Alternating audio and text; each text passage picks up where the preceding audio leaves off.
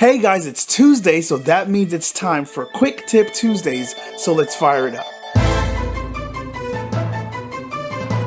When you're done with the creative side of recording and crafting your vocal parts, there's one step that often gets overlooked by beginners that can negatively affect your mix. Because remember, each step is a result of the one before it.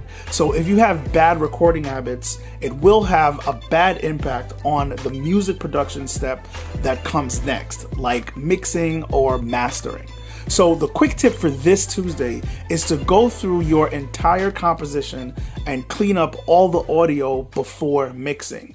Now, this entails things like removing dead space, unwanted or unnecessary breaths, removing any stray sounds, and adjusting the volume of most of your vocal phrases on a clip level. Now, doing this will help to ensure better and smoother results when EQing, compressing, gating, and de-essing when it comes time to mix. Yesterday, I talked about a VST called Synth One and a library of over 25,000 presets available for it. Now, the quick tip for this Tuesday is about how to set up the presets so that they are readily available in Synth One's preset browser.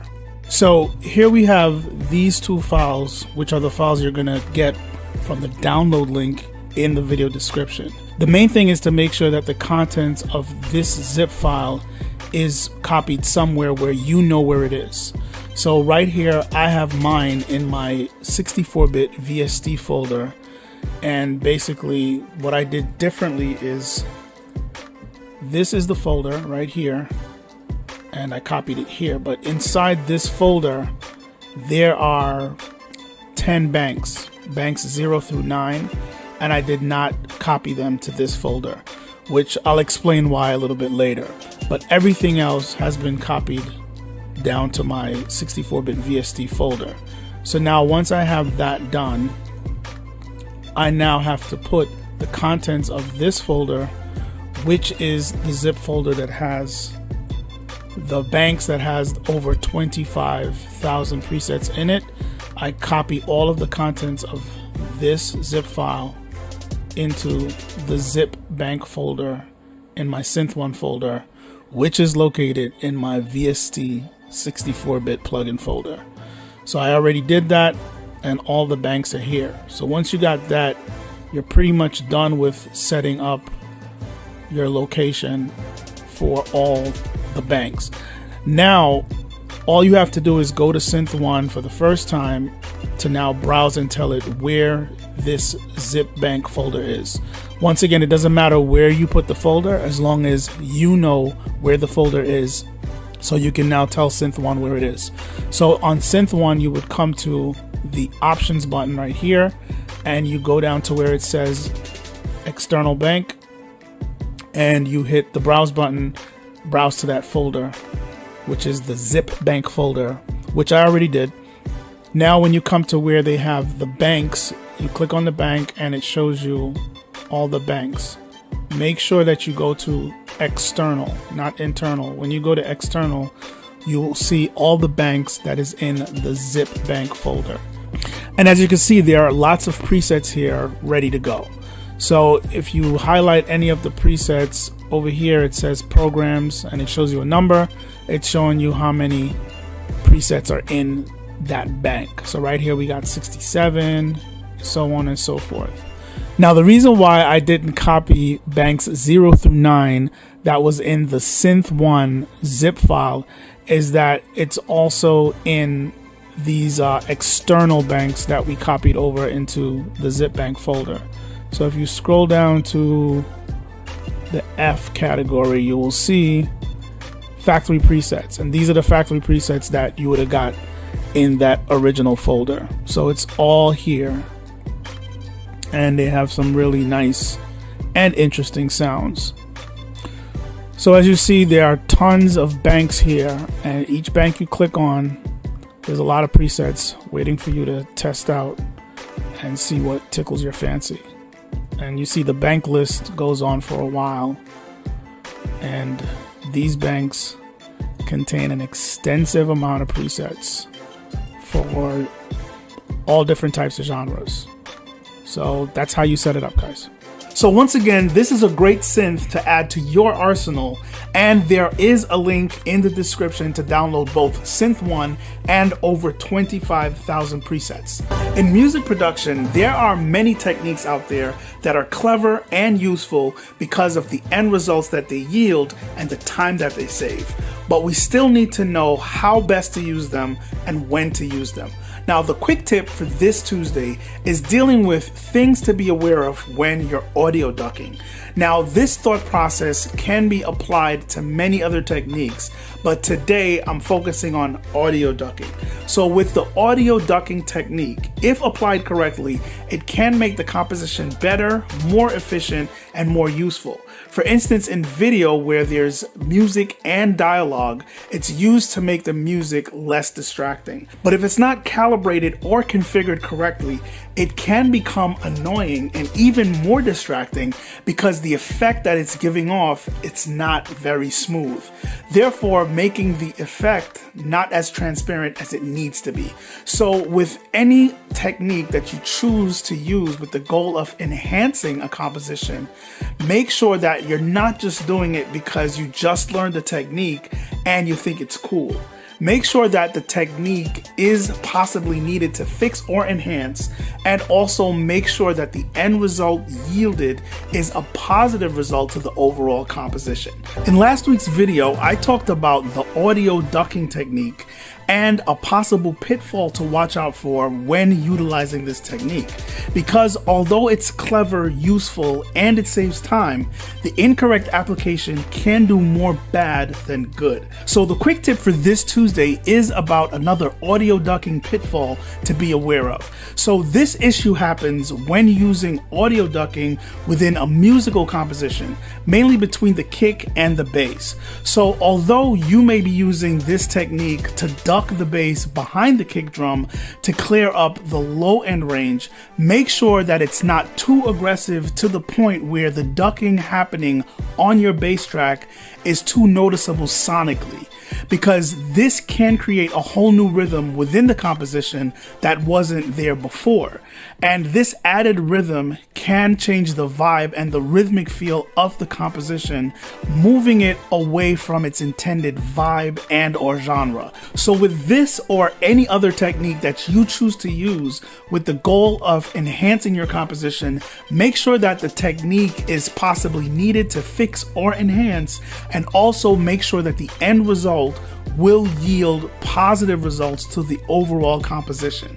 Most times when we think about parallel processing, it's usually in the context of mixing, but there are other creative ways to think about and utilize this style of processing within our creative workflow. Now, the quick tip for this Tuesday is about creatively using parallel processing. So don't just think about it for compressing your drums or vocals, but start to think about parallel processing when you're choosing and sculpting your keyboard and synth sounds for your composition. So with even an EQ or an arpeggiator plugin on your synth, you can now have a synth pad and have that same synth pad arpeggiated, then have those two sounds blended together to give your sound more layers and textures. You can even now continue to process them separately even further to drastically differentiate them with very aggressive EQ and compression and maybe even reverb. For the past few weeks, I've been talking about different processing techniques and how that relates to your signal flow and the advantages those techniques bring. Now, the quick tip for this Tuesday is dealing with serial processing. So due to the nature of the signal flow when utilizing this technique, it is advantageous to you to process things in small increments. So for example, instead of trying to solve all the frequency issues on a lead vocal with just an EQ, it would be better to do this with 2 or maybe even 3 EQs, making small incremental changes with each one. So the first EQ could be just cleaning up some low-end rumble. Then the second EQ could be taking care of any muddy areas. And the third EQ could be used to do some subtle boosting to sweeten something in the high frequency range. Or this technique could be used with multiple compressors in serial, where the first compressor has a slower attack and the second compressor has a faster attack, and the ratios and thresholds on each compressor could be different based on the results that you're going for. So don't be afraid to use multiple instances of an EQ or even 3 different EQs. Now, one of the big advantages of implementing this technique is the extra added level of volume control you'll gain. And like I always say, 90% of mixing comes down to one thing, and that's volume control. In the world of music production, one thing that is certain is that the technology will continue to improve, which is most times a good thing, but if we're not properly prepared, we can end up losing our carefully crafted sounds due to upgrades. So the quick tip for this Tuesday is about future-proofing your projects containing VST2 plugins. So as of right now, VST3 is the best it's ever been. It's pretty stable, it's widely supported, and it's available for most of the major plugins out there. But the big issue is that as of October of 2018, support for VST2 was terminated. So first of all, I do urge you to always install and use the VST3 versions of your plugins, and be mindful that in a few years you may try to open an old project that has the VST2 version of a plugin in it, and you will be prompted to load the VST3 version. But when you load it, your settings that you so carefully dialed in to craft the perfect sound may be lost because the new version of the plugin got loaded in its initial state.